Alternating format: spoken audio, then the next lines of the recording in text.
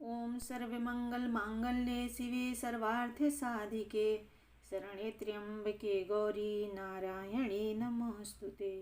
ब्रह्मरूपे सदानंदे परमानंदस्वरूपिणे द्रुतसिद्धिप्रदे देवी नारायणे नमोस्तुते।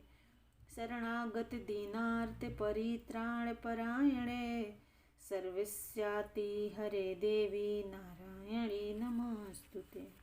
नवम अध्याय निशुंभ वध। जो बंदूक के समान रक्त वर्ण एवं स्वर्ण के समान पीत वर्ण है, अपने भुज दंडों में सुंदर रुद्राक्ष माला पास तथा वरदायिनी मुद्राएं धारण कर रहा है।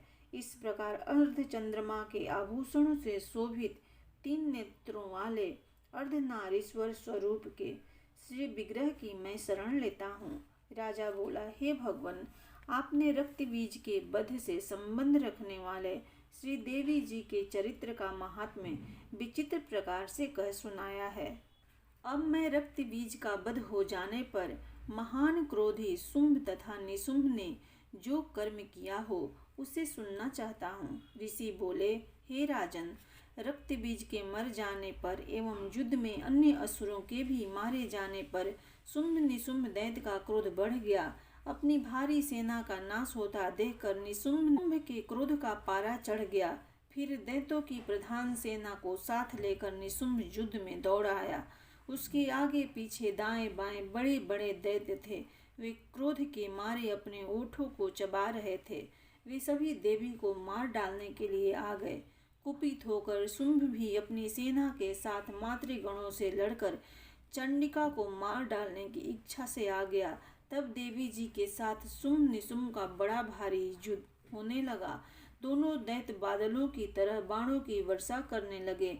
अपने बाणों के समूहों से चंडिका ने उनके बाण काट दिए।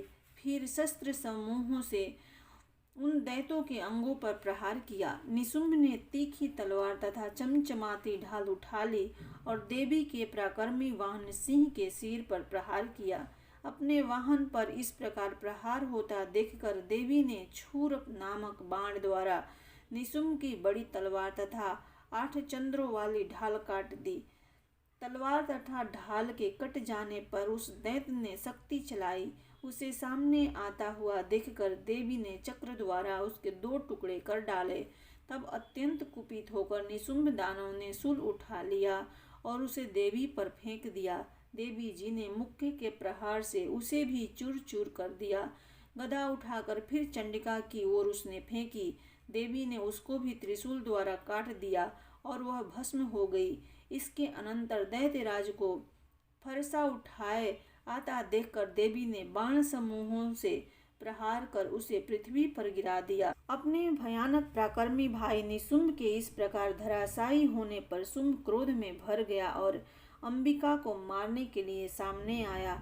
वह रथ पर बैठा था। उसकी बड़ी अनुपम 8 भुजाएं थी। उनमें भयंकर शस्त्र शोभायमान थे। उन भुजाओं से सारे आकाश को ढांप कर वह शोभित हो रहा था। उसे इस प्रकार आता देखकर देवी ने शंख बजाया और धनुष का अत्यंत दुस्सह टंकार किया। समस्त दैत्यों के तेज को हरने वाले अपने घंटे का शब्द करके उससे दिशाओं को भर दिया। तब सिंह ने भी बड़े बड़े हाथियों के महामद को चूर करने वाली गर्जना लगाई। उससे आकाश, पृथ्वी एवं 10 दिशाएं गूंज उठी। तब काली ने आकाश में उड़कर पृथ्वी पर दोनों हाथों से ताड़ना की। उस शब्द से पहले की सभी शब्द मंद पड़ गए। तब शिवदूती ने अमंगल रूप अत्यंत घोर अट्टहास किया। उन शब्दों से दैत्य डर गए और शुंभ के क्रोध का पारा चढ़ गया। फिर जब अंबिका ने कहा कि हे दुरात्मन, ठहर ठहर, तब आकाश में स्थित देवता जय जयकार करने लगे। शुंभ ने आगे बढ़कर आग बरसाती हुई भयानक शक्ति चलाई। अग्नि के पहाड़ की तरह उसे आती हुई देखकर देवी ने अग्नि की भारी उल्का से उसे हटा दिया। शुंभ ने फिर सिंहनाद किया। उससे त्रिलोकी गूंज उठी। हे राजन, उस सिंहनाद का इतना घोर शब्द था जैसे कि वज्रपात हो। उसने बाकी शब्दों को परास्त कर दिया। तब शुंभ द्वारा छोड़े हुए बाणों को देवी ने तथा देवी द्वारा चलाए बाणों को शुंभ ने अपने अपने उग्र बाणों द्वारा सैकड़ों हजारों टुकड़े कर दिए। तब चंडिका ने कुपित होकर शुंभ को शूल मारा। उसके लगते ही वह मूर्छित होकर पृथ्वी पर गिर पड़ा। इतने में निशुंभ दैत्य चैतन्य होकर वहां पहुंच गया। उसने हाथ में धनुष लेकर बाणों से काली तथा सिंह पर प्रहार किया। उस दानव राज ने अपनी 10,000 भुजाएं बना ली, फिर चक्रों का प्रहार करने लगा और चंडिका जी को आच्छादित कर दिया। तब घोर संकटों का नाश करने वाली भगवती दुर्गा ने अपने बाणों से उन चक्रों तथा सभी बाणों को काट गिराया। तब निशुंभ दैत्य सेना से आवृत होकर चंडिका के वध के लिए हाथ में गदा लेकर बड़े वेग से भागा। वेग से आते हुए उसकी गदा को तीखी तलवार के द्वारा चंडिका ने काट दिया। फिर दैत्य ने शूल उठा लिया। शूल हाथ में लिए उस देवपिंडक निशुंभ को आता हुआ देखकर चंडिका ने अपना शूल वेग से चलाकर उसकी छाती बिध दी। उसकी छाती के फटते ही उसकी छाती से एक और महाबली पुरुष निकला। वह खड़ी रह इस प्रकार कहने लगा। उस निकलते हुए पुरुष की बात सुनते ही देवी अट्टहास करके हंसी और तलवार से उसका सिर काट दिया, तो वह पृथ्वी पर गिर पड़ा। तब भयानक दाढ़ों वाला सिंह दाढ़ों से दैत्यों के सिर खुरच कुचल कर खाने लगा। इसी प्रकार काली तथा शिवदूती ने बहुत से दैत्यों का भक्षण कर डाला। कितने एक दैत्य को कौमारी की शक्ति से नष्ट हो गए एवं कितने एक ब्रह्माणी के मंत्र पूरित जल द्वारा तेजोहत होकर भाग गए। कई एक माहेश्वरी शक्ति से छिन्न भिन्न होकर गिर गए। कितने एक वाराही शक्ति के टुंड प्रहार से चूर्ण चूर्ण होकर पृथ्वी में समा गए। वैष्णवी शक्ति ने चक्र द्वारा दानवों को टुकड़े टुकड़े कर डाला। इंद्री के हाथ से छूटे हुए वज्र द्वारा कितने एक यमपुरी जा पहुँचे। इसी प्रकार कुछ एक तो असुर नष्ट हो गए, कुछ एक घोर संग्राम से भाग गए एवं कितने एक दैत्यों को काले तथा शिवदूती ने खा डाला और कई एक सिंह के ग्रास बन गए। इति 9वां अध्याय। प्रेम से बोलो माता दुर्गा की जय। 10वां अध्याय शुंभ वध। मैं उन शिव शक्ति रूपा कामेश्वरी भगवती का हृदय में भजन करता हूँ, जो तपाए हुए स्वर्ण की भांति मनोहर गौर रूपा हैं। सूर्य, चंद्रमा एवं अग्नि जिनके 3 नेत्र हैं, जिन्होंने चंद्रमा की रेखा मस्तक पर धारण की हुई है और मनोहर भुजाओं में धनुष, बाण, अंकुश, पाश तथा शूल धारण किए हुए हैं। ऋषि बोले, अपने प्राण प्रिय भाई निशुंभ की मृत्यु देखकर और सेना को भी मरता देखकर कुपित होकर शुंभ कहने लगा, अरे दुष्ट दुर्गे, तू बल के घमंड में गर्व मत कर। अरे अभिमानिनी, तू तो अन्य स्त्रियों के बल के सहारे लड़ रही है। देवी बोली, अरे दुष्ट, मैं अकेली हूँ, संसार भर में मेरे समान दूसरी है कौन। देख, ये तो मेरी विभूतियाँ हैं जो मुझ में ही प्रवेश कर रही हैं। इतना कहते ही ब्रह्मांड आदि सभी शक्तियाँ उन देवी के शरीर में समा गई। अकेली अंबिका देवी ही वहाँ रह गई।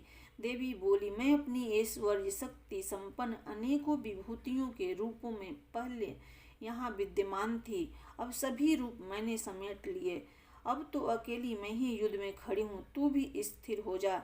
ऋषि बोले, तब सभी देवता एवं दैत्यों के देखते देखते देवी और शुंभ इन दोनों में युद्ध छिड़ गया। तीखे बाणों की वर्षा की तथा भयंकर अस्त्र शस्त्र से उन दोनों का युद्ध सभी लोगों के लिए भयंकर प्रतीत होने लगा। अंबिका जितने ही दिव्य अस्त्र छोड़ती जाती, दैतेंद्र उसे निवार कर अस्त्रों द्वारा काटता जाता। इसी प्रकार परमेश्वरी अंबिका भी खेल ही खेल में हुंकार आदि शब्दों द्वारा दैत्य के छोड़े हुए दिव्य अस्त्रों को काटती गई। तदंतर उस असुर ने सैकड़ों बाणों से देवी को आच्छादित कर दिया। तब देवी ने भी कुपित होकर बाणों द्वारा उसका धनुष काट डाला। धनुष के टूट जाने पर दैतेंद्र ने हाथ में शक्ति उठा ली। वह अभी उसके हाथ में ही थी कि देवी ने चक्र द्वारा शक्ति भी काट डाली। तब दैत्यराज तलवार तथा 100 चंद्रमा वाली चमचमाती ढाल लेकर देवी पर भागा। तब देवी ने भागते हुए उसकी तलवार तथा सूर्य जैसी चमकती ढाल अपने धनुष से छोड़े हुए तीखे बाणों से तुरंत काट दिए और रथ के घोड़े सारथी को भी मार दिया।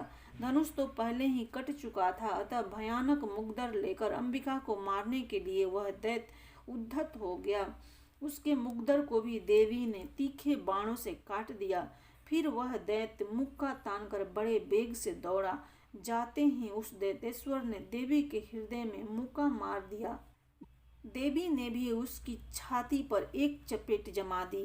देवी की चपेट लगते ही वह दैत्यराज पृथ्वी पर गिर पड़ा। गिरकर फिर सहसा उसी प्रकार उठ खड़ा हुआ।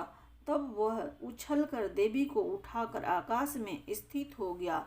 वहां भी निराधार होकर चंडिका देवी उसके साथ युद्ध करने लगी। आकाश में उस समय दैत्य तथा चंडिका का आपस में घोर युद्ध हो रहा था। वह युद्ध सिद्ध मुनियों को विस्मय में डालने वाला था। तब अंबिका ने उसके साथ देर तक युद्ध करते करते दैत्य को उठा लिया और मारकर उसे पृथ्वी पर पटक दिया।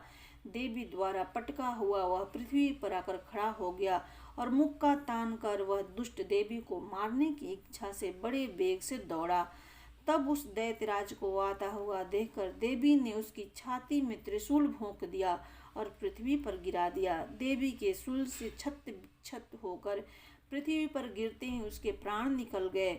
उसका गिरना भी समुद्र, द्वीप एवं पर्वतों के साथ सारी पृथ्वी को हिला देने वाला था। उस दुरात्मा के मरते ही सारा जगत स्वस्थ एवं प्रसन्न हो गया। आकाश भी बहुत ही साफ दिखाई देने लगा। पहले जो उपद्रवी मेघ उठ रहे थे तथा उल्कापात हो रहे थे, वे सभी शांत हो गए। दैत्य के मारे जाने पर नदियां अपने अपने मार्ग पर चलने लगी। उसकी मृत्यु होते ही सभी देवताओं के मन प्रसन्न हो गए। गंधर्व मनोहर गायन करने लगे, अन्य गंधर्व बाजे बजाने लगे, अप्सराएं नाचने लगी, वायु पवित्र होकर बहने लगी, सूर्य उज्जवल होकर चमकने लगा, शांत हुई अग्नि, सलाओं की अग्नि जलने लगी और दिशाओं की भयंकर आवाजें शांत हो गई। इति 10वां अध्याय। प्रेम से बोलो माता दुर्गा की जय। आवाहनम न जानामि विसर्जनम, पूजां चैव न जानामि क्षम्यतां परमेश्वरी, मंत्रहीनं क्रियाहीनं भक्तिहीनं सुरेश्वरी, यत् पूजितं मया देवी परिपूर्णं तदस्तु मे। ओम देहि सौभाग्यमारोग्यं, देहि मे परमं सुखं, रूपं देहि जयं देहि यशो देहि दिशो जयी। प्रेम से बोलो माता दुर्गा की जय।